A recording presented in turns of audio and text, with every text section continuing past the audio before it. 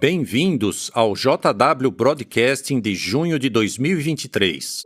É hora da doutrinação, é hora da doutrinação, é hora da doutrinação, é hora da doutrinação.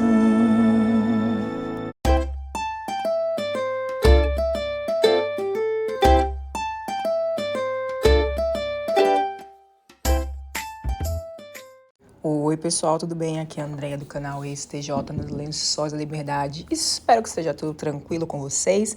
Vamos para a análise de mais um broadcasting. Sim, broadcast de junho de 2023, que é, na verdade, uma gravação aí da formatura de Gilead. Não sei mais em que turma eles estão, não interessa também.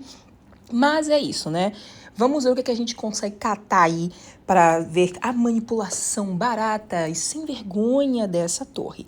Mas antes da gente começar, deixa o like no vídeo, se inscreve no canal, compartilha esse vídeo com outras pessoas para ajudar o canal e para ajudar outras pessoas também, tá? Essa minha cara é a cara que eu fico, né, depois que eu termino de assistir os broadcasts e os vídeos em geral da organização para poder peneirar e trazer aqui só o puro suco do chorume para vocês. Então, por favor, dá um like e compartilha o vídeo, tá? Então, enquanto eles não lançam os vídeos do Congresso, que eu estou aqui sedenta por eles, né, para poder esculachar, vamos aqui com o broadcast de junho de 2023. Isso porque, às vezes, o que nós não conseguimos enxergar são as nossas qualidades, e não os defeitos. Ou não conseguimos ver o potencial que nós temos de ser usados por Jeová. 1 Samuel 16:7 diz: O homem vê a aparência, mas Jeová vê o coração. Foi só porque Jeová viu coisas boas em seu coração que ele te atraiu, para você ser um servo dedicado dele. E desde então, Jeová tem dado várias designações para vocês. Mas por quê? Por que Jeová fez isso? O que Jeová vê em você? Que qualidades ou qualificações espirituais Jeová vê em você? Bem, não dá para saber. Não dá para saber o que Jeová vê em você, porque nós não conseguimos nos ver como Jeová nos vê. Deve ser por isso que tantos servos de Jeová na época da Bíblia tinham medo de aceitar designações desafiadoras. Então vamos ver, pessoal, qual é o seu potencial de servir a Jeová, né? E aí, por que será que os servos no passado fugiam? Será que eles estavam com medo de morrer, né? Como Jonas, por exemplo, que fugiu ali da designação de ir para Nínive. Porque imagina, você ia chegar lá no meio de uma cidade qualquer e dizer, olha, galera, Deus vai destruir vocês aí, entendeu? Então, você se converte aí para a minha religião, né, para o servível Deus que eu acredito, ou vocês vão morrer, né? Por que será que ele não queria ir lá fazer isso? Porque ele estava com medo que o pessoal fosse matar ele, né? Ai, gente. Mas também temos exemplos de pessoas assim em nossos dias, como o irmão John Booth, que foi um irmão fiel e também humilde. O irmão John entrou no tempo integral em 1928, e em 1935 ele foi chamado para trabalhar em Betel. Mas de repente, depois de trabalhar só alguns dias, ele foi convidado pelo irmão Nor para servir como diretor de serviço regional, que era parecido com o que conhecemos hoje como superintendente de circuito. O irmão Nor explicou que eles precisavam de mais irmãos servindo nessa designação, e que o irmão John ajudaria muito por causa da experiência que ele tinha como pioneiro. Mas o irmão John respondeu que ele nunca tinha tido uma responsabilidade na congregação. Para ter uma ideia, ele nunca tinha feito um discurso, e ele não teve nenhum treinamento para isso. Mas olha o que o irmão Nor disse. Nós não precisamos de oradores eloquentes. Apenas alguém que ame o serviço e tome a dianteira nele, e fale sobre o serviço nas reuniões. O irmão John disse, mesmo com medo, dúvidas e incertezas, eu queria fazer a vontade de Jeová, e por isso eu aceitei. E o que aconteceu depois? O irmão John seguiu em frente. Ele serviu a vida toda no tempo integral, inclusive servindo como membro do corpo governante por mais de 20 anos. Quando o irmão John faleceu, a sentinela disse o seguinte, o irmão John era amado por sua personalidade cristã profundamente humilde e bondosa. Tudo isso mostra que, com certeza, Jeová viu algo bom no irmão John Booth. Bem, o que aprendemos com esses exemplos? Você não tem escolha, né? Não importa se você realmente quer fazer alguma coisa ou não, se você se sente preparado para fazer alguma coisa ou não, você vai ter que fazer, meu querido, porque você tem que servir a organização, né? Basicamente é isso. Claro, gente. Quando a gente acha, né, eu não consigo fazer isso, é óbvio que é bom ter um empurrãozinho de alguém dizer, não, olha aqui, ó, você pode fazer dessa forma e tal.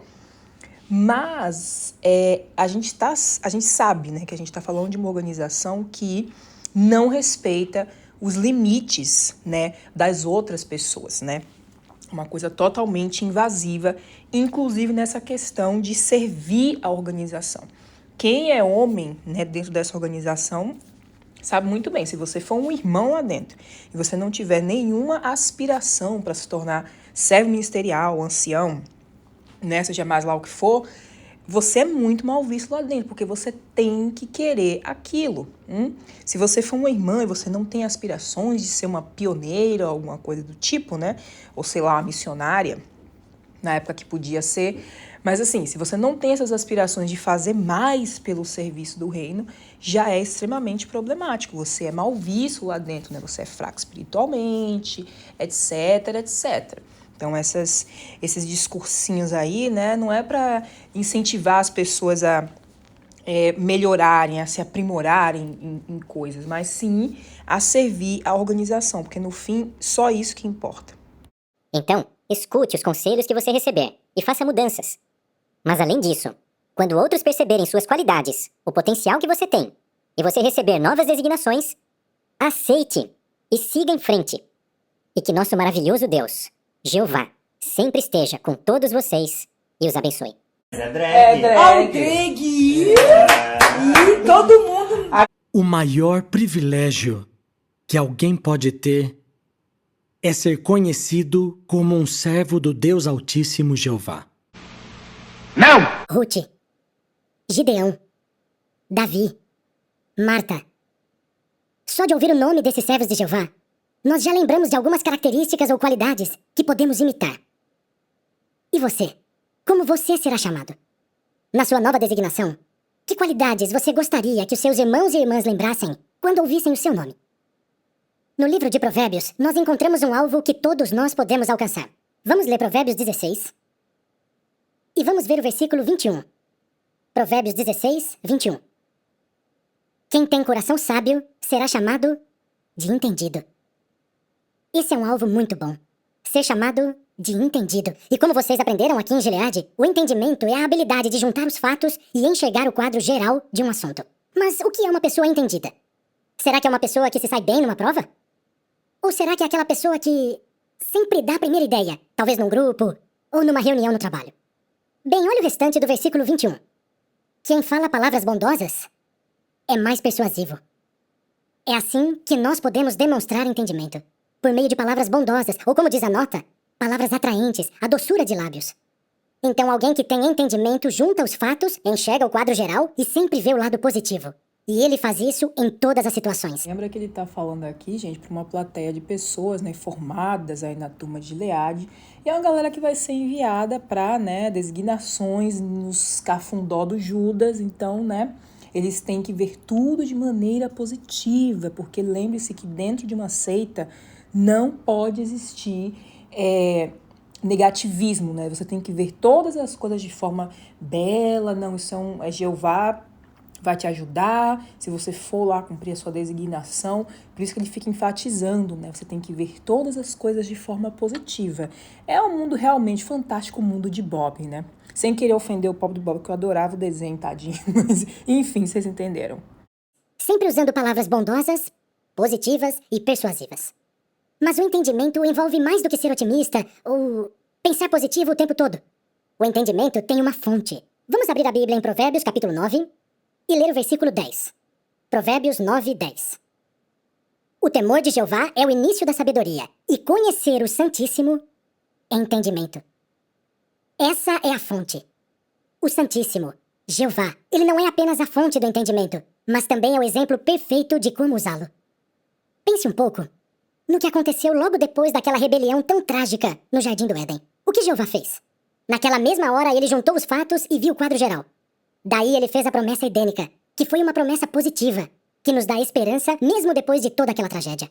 Esperança, né, gente? Nos dá esperança. Jeová juntou as peças ali e fez o quê? Um plano maravilhoso, né? Só que não, tá? Desculpa aí se vocês acreditam na Bíblia, se vocês acham que a história de Adão e Eva é realmente verdade, minha gente, mas pelo amor de Dadá, né? Tipo assim, o pessoal vai lá, se rebela. Vamos fazer o quê? Vamos deixar a terra aí encher com seus descendentes.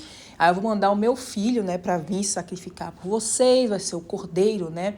vai se sacrificar ali pela humanidade, e a gente vai esperar mais um pouquinho para depois trazer uma destruição dos iníquos e a quantidade de gente na Terra só aumentando cada vez mais, né? Só aumentando cada vez mais. Eu não sei realmente que solução brilhante é essa que eles consideram da parte de Jeová, mas enfim, eu acho realmente um plano terrível, né? Ele podia ter criado outro casal e simplesmente feito o mesmo teste ali para ver se o outro casal ia ser desobediente ou não, né? Mas enfim, ai gente, não, desculpa, é que essas coisas realmente não fazem o menor sentido se você parar para analisar friamente.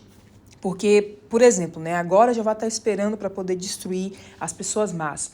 Mas como eu disse, gente, a quantidade de pessoas na Terra só aumenta a cada ano. Como é que ele está esperando, então, para ter mais gente para matar? Porque essa é a única explicação plausível que eu consigo encontrar, né? E no caso da nação de Israel? Como Jeová mostrou entendimento? Quando eles abandonavam a Jeová vez após vez, o que ele fazia? Ele via o arrependimento deles. Ele via que eles tinham mudado de atitude e provia juízes para ajudá-los. E ele fez isso vez após vez. Realmente, né, gente? Vez após vez, depois de mandar eles para serem escravos ali, né? Porque eles obedeceram, deixar eles vagando no deserto, não sei quanto tempo, né? Porque eles adoraram outro Deus lá.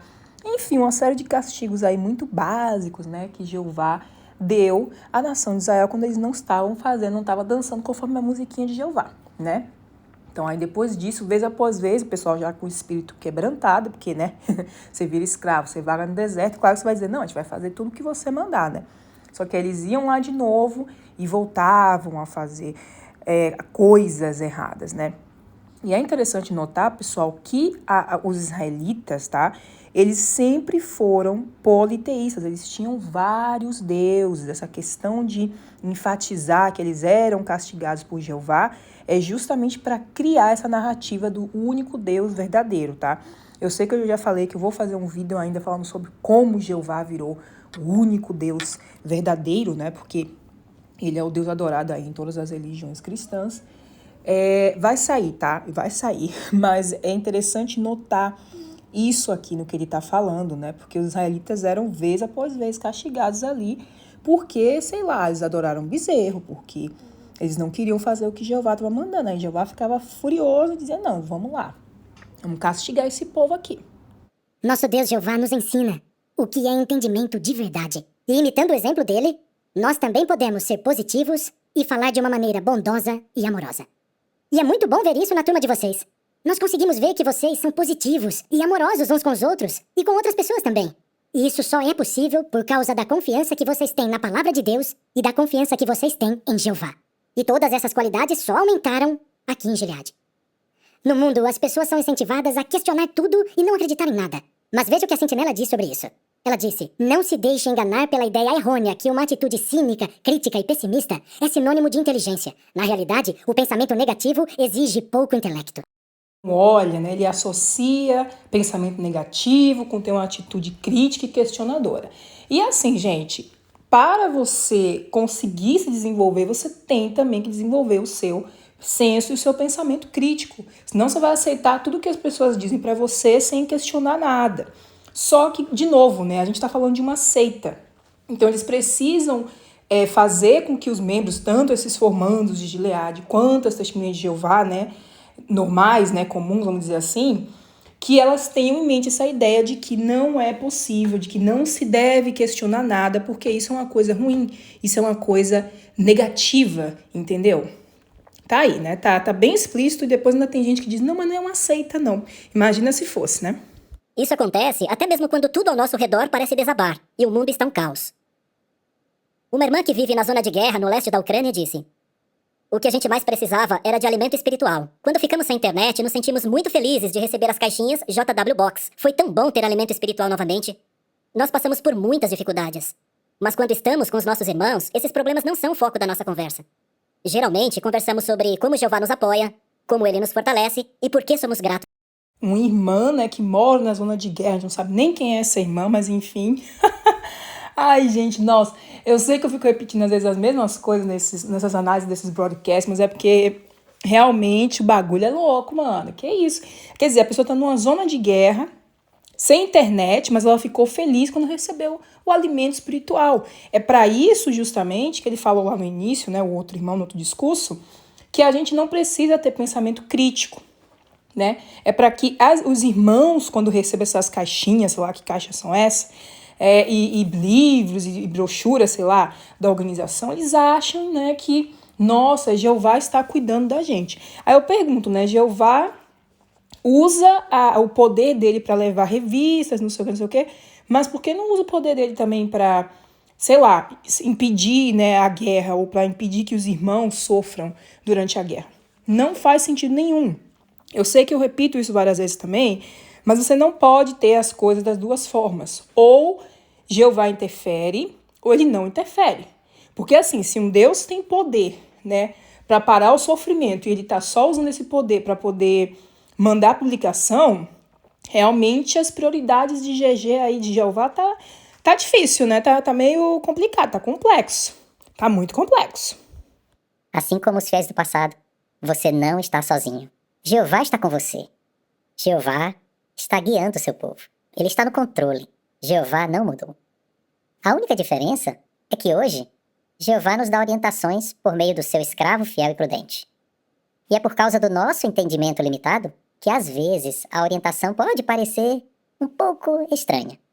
Mesmo assim, vocês obedeceram essa orientação, não importa qual fosse ou para onde ela levasse vocês. E por isso, queremos dizer obrigado. Na verdade, agradecemos a todos que estão assistindo a esse programa terem obedecido às orientações que receberam.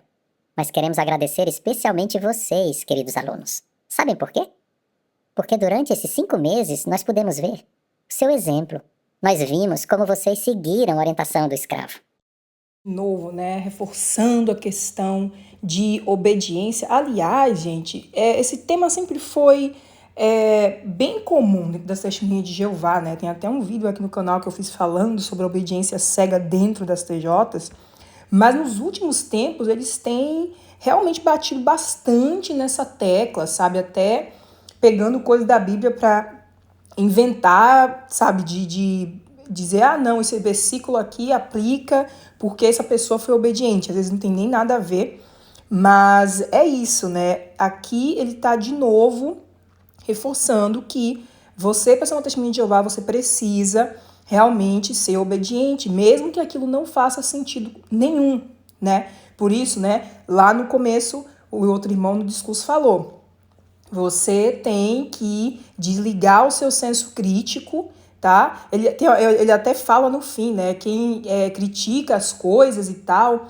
realmente não é um sinal de inteligência, porque o inteligente é aquele que segue fielmente e cegamente o que a torre de vigia vai falar para você fazer, independente do que seja, né?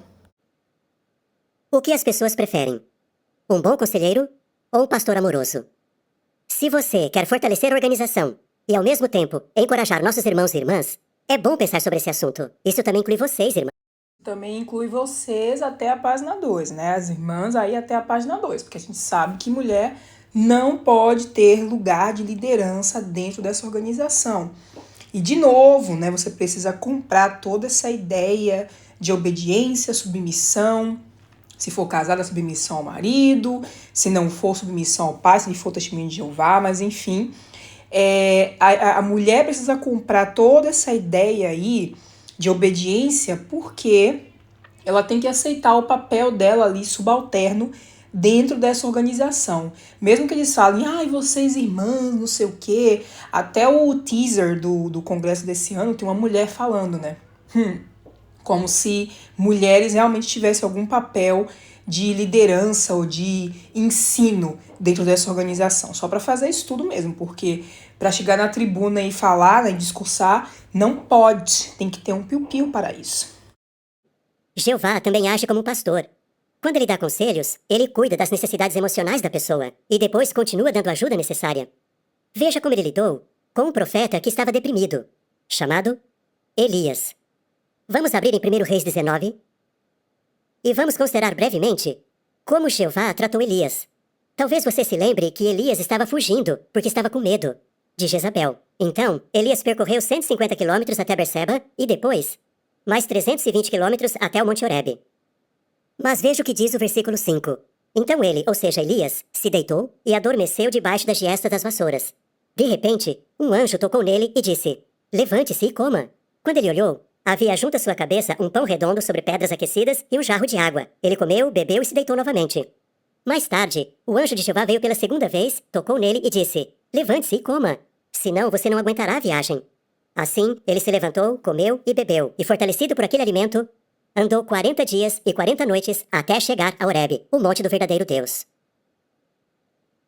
Percebeu que o anjo acordou Elias e cuidou dele? Então, Elias voltou a dormir, o que é comum acontecer com as pessoas que estão deprimidas. Pode ser que o anjo tenha esperado a noite inteira até tocar em Elias novamente e lhe dar mais comida e água. E isso fortaleceu Elias para aguentar a viagem de 40 dias e 40 noites até o Monte Horebe. Mas agora, pare para pensar. Você acha que aquele anjo concordava com a atitude de Elias? Será que o anjo talvez quisesse dar um conselho para Elias e dizer: olha, sinceramente, Elias, pare de se preocupar.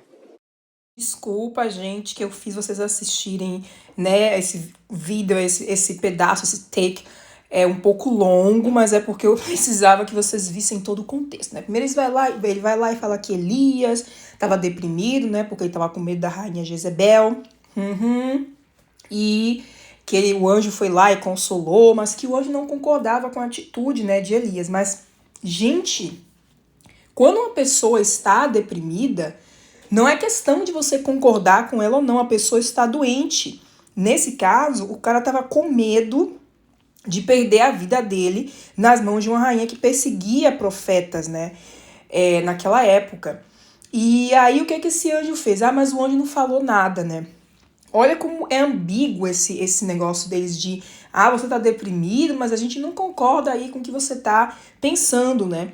Quando uma pessoa que tá deprimida, ela tá realmente com uma falta de equilíbrio no cérebro, né?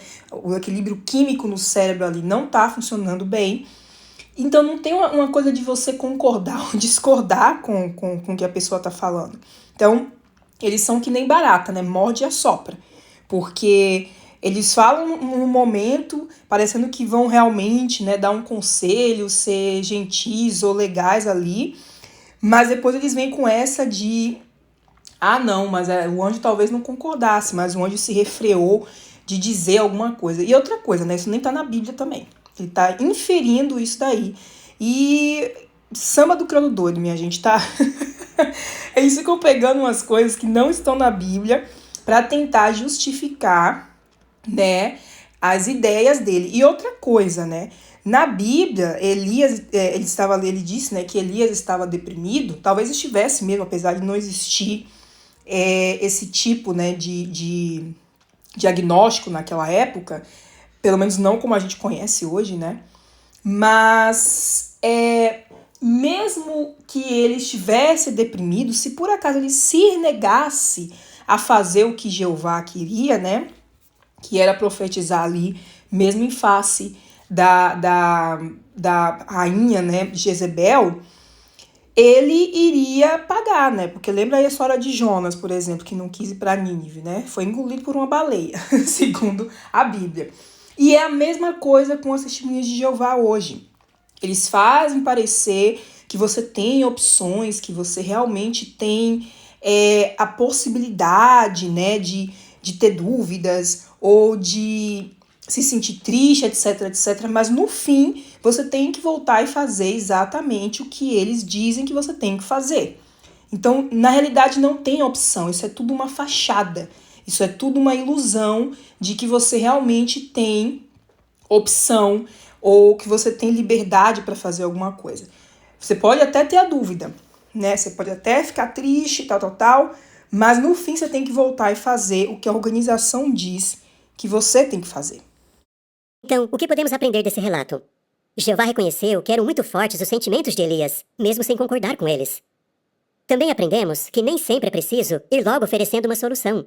Simplesmente deixar a pessoa abrir o coração sem se sentir julgada já vai ajudar muito. Na verdade, para a maioria de nós, quando alguém nos ouve com atenção, isso pode ser considerado uma prova de amor. Como Jeová, teremos melhores resultados se formos pastores pacientes, que escutam e pensam com carinho nos sentimentos daqueles que queremos Diz, né, o cara que faz parte de uma organização na qual eles têm comissões judicativas, né? E tudo que você disser pode e potencialmente será usado contra você nesse tribunal paralelo que eles têm, né? É muita cara de pau. Dizer, não, deixa a pessoa abrir seu coração. Quantas pessoas participaram aí, sei lá, de comissões judicativas e a pessoa estava arrependida do que tinha feito, né? Enfim, não vou nem entrar nesse mérito de arrepender do que fez, etc., no sentido de pecado. Falou, tipo, sei lá, a pessoa fumou um cigarro, a pessoa ficou com alguém numa festa, né? Vamos dizer assim. E aí a pessoa vai lá, confessa, e mesmo assim a pessoa é desassociada, por exemplo. Entendeu? Então é muita hipocrisia desse pessoal falar como se lá dentro fosse uma organização de pessoas amorosas, né? Em que todo mundo tá ali só para te ajudar, tudo é para te ajudar, né? Inclusive, ele mesmo falou, né?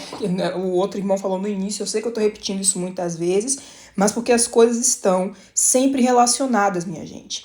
Você precisa ter o seu senso crítico apagado para você aceitar esse tipo de injustiça, para você aceitar esse tipo de visão, né, de que tudo ali dentro é para o seu bem, mesmo que você não entenda, mesmo que você ache injusto. Se não damos nem nosso tempo para os irmãos, será mesmo que vamos dar nossa vida por eles? Então, O golpe tá aí, cai quem quer, o golpe tá aí, cai quem quer. Eu deixei essa parte aí, né, para você ver a bizarrice dessa organização.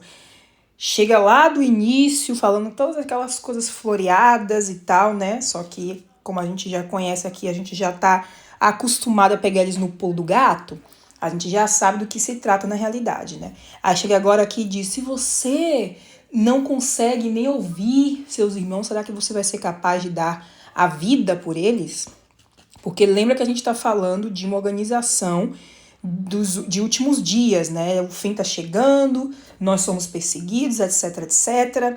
E você tem que estar preparado para se sacrificar. Não importa pelo que seja, né? Não importa se é pelos irmãos, que nunca é, na verdade, pelos irmãos, é sempre o interesse da organização, até porque se os outros irmãos estão sendo perseguidos, né?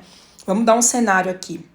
Eles estão perseguindo a testemunha de Jeová em algum país, eles chegam para algum irmão e dizem assim, onde é que os outros irmãos estão escondidos? Fala ou a gente vai, né, em você. E aí você não conta. E efetivamente você acaba sendo, né, punido por isso, às vezes até com tortura, com a própria vida, etc. E isso é por causa da organização, porque aqueles irmãos também estão sendo perseguidos e procurados por causa da organização.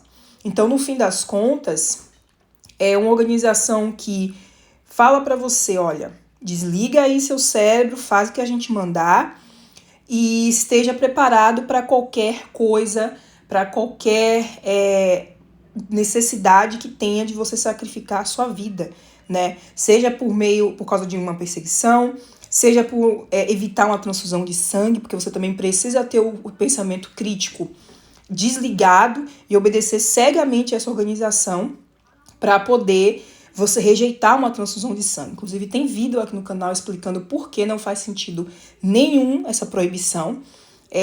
A testemunha de Jeová é a questão do sangue, eu acho que esse é o nome. Mas é isso, né? É isso. Uma formatura aqui de Gileade, simplesmente o negócio é obedeça, obedeça, obedeça, não importando o que você tenha que fazer. Enfim, eu vou encerrar essa análise do broadcasting, né, do podcast desse mês.